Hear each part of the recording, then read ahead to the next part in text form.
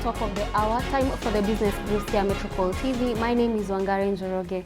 Now, the 26 Kenyan students who were stuck in the city of Sumy in the war-torn Ukraine country were evacuated on Tuesday through the humanitarian corridor of Poltava. The students have crossed the Ukraine border with Poland under the escort of officials from the Honorary Consulate of the Republic of Kenya in Ukraine. In a press statement sent to newsrooms from the Ministry of Foreign Affairs, the ministry says it has managed to evacuate all the people who are willing to be evacuated. According to the statement, the WhatsApp group Kenya Evacuation, which was created with membership of student leaders in Ukraine, Kenyan diplomatic corps in various neighboring countries, and officials from the Ministry of Foreign Affairs, Nairobi, is still active. Kenya's embassy in Vienna, which covers Ukraine, wrote to the Embassy of Ukraine in Vienna informing them of the plight of the 26 Kenyan students stuck in Sumy city and a family of 3 who are in Akitaki city. The boda sector in the country is set to undergo reforms aimed at streamlining the sector as well as get rid of some wrong members that have over time turned it into a menace. The increase in road incidents by boda operators has become a point of concern in the transport sector. 2 days ago, a section of members of the boda fraternity were caught on video sexually assaulting a female motorist along Wangari Maathai Road. Against this, President Uhuru Kenyatta announced a nationwide crackdown on the boda sector, which has led to further action from the Interior Cabinet Secretary, Dr. Fred Matiang'i, who has now met with the boda leadership in the country to forge a way forward on regulating the sector. Claudia Otieno with more details. The boda sector in the country will now face more reforms in the quest to streamline operations swiftly and remove the wrongdoers causing disarray among them. Our focus as citizens, because government and you, we are citizens, is to clean up this boda sector, remove the wrong people from amongst us. Some of these characters, because 8 out of 10 of you are people who are genuinely gone, saved money, come together, organize yourselves in a circle, bought a motorcycle or 2. You are carrying people. You wake up in the morning, you tell your wife goodbye. You are going to look for something, and you come back home in the evening with something for your wife and children. But then there are 1 or 2 people who have different attitudes and who have a different plan. And as a result, they are now slowly but surely destroying what otherwise is a good sector. CS Matiang'i further outlines measures that will govern the boda riders, including fresh registration of licenses by the National Transport and Safety Authority through all Huduma centers free of charge across the country. Ministry of Interior and Coordination of National Government will now begin a formal recognition and engagement with boda across all structures of administration. Every boda rider should be licensed. Kila mtu wa boda awe licensed. And I know, let's be frank, tumekuwa tukisema unajua pesa ya kulipa licenses hii 5,800 ni mingi. Today, the news I want to give you is this. His Excellency President Uhuru Kenyatta has waived all that fees. You will be registered for free. So, hakuna maneno ya 5,800. From 21st of this month, this good man is going to post 52 registration centers across the country. In every one of our 52 Huduma centers in the country, we'll begin the process of registering boda riders.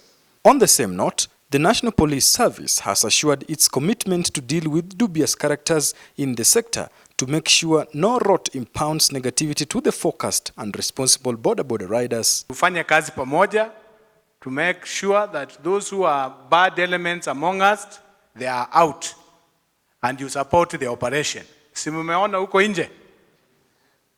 To support operation to streamline the sector. Jua wale watu kati yenu ambao wanatusumbua wakora.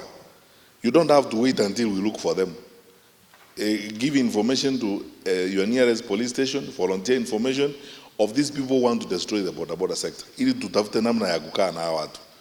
Every regional commissioner must know who is their regional chairperson of boda. Every county commissioner must know who is their county boda chairperson. They must talk to them and hold meetings with them on a monthly basis. Kama kuna shida, kama kuna shida na hawa watu, that meeting I said is going to happen in 3 weeks time will be organized by you and Mr. Tuku, the regional commissioner for Nairobi. Kama kuna shida mahali au wako shida mahali, polisi zinasumbua huku nini, Mr. Tuku should know.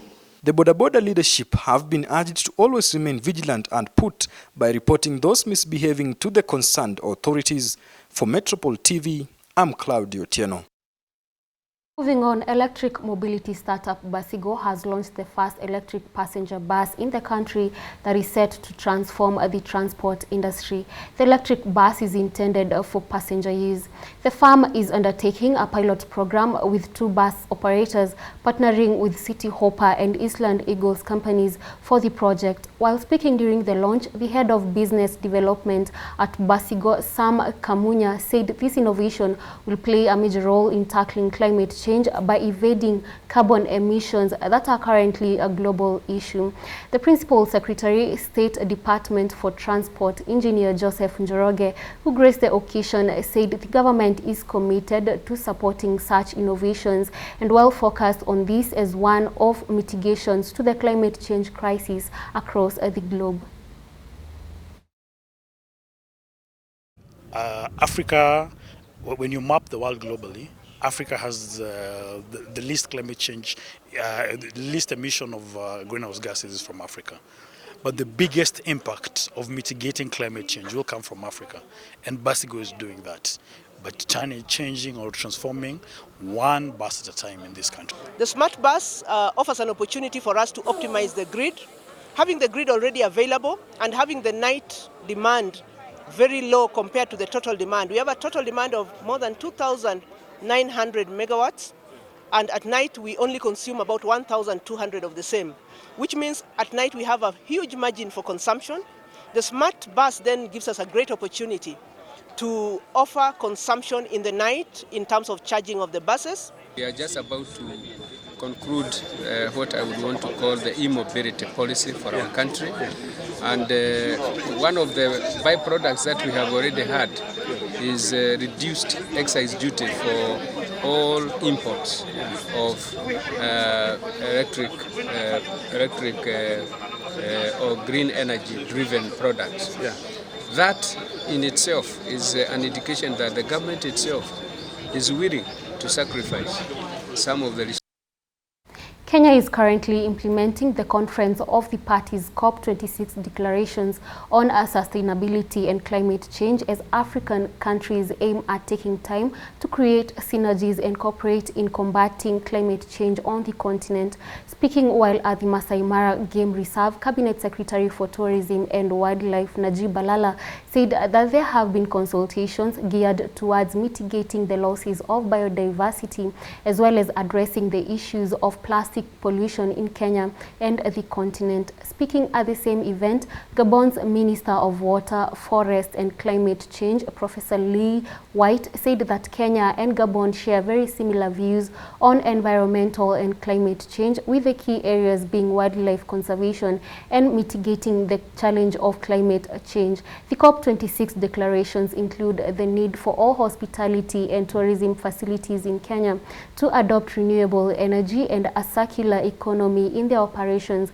by 2030, as well as mobilization of the ecological assets in the vast protected areas that act as carbon sinks to maximize on global carbon credit facilities available.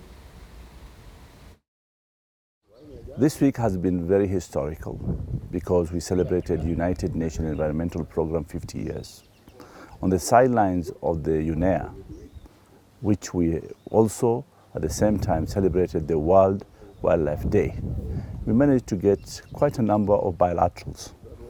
I met with the Commissioner for European Union in charge of environment, and we discussed how do we make sure that we mitigate the losses of biodiversity, at the same time address the issue of plastics. This is very important. This is very important because we need to save the environment.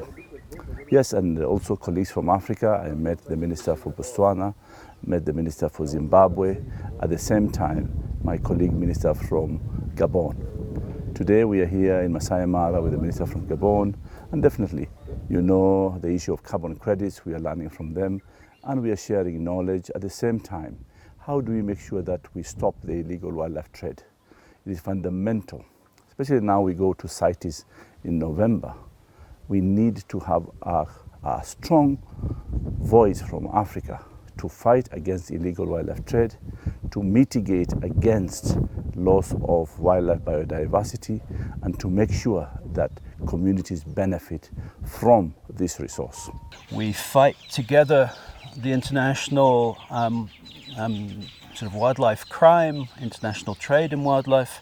And I've had a chance to talk to Minister Balala here about strengthening collaboration between Gabon's National Park Agency and the Kenya Wildlife Service, which is perhaps the premier wildlife authority in Africa.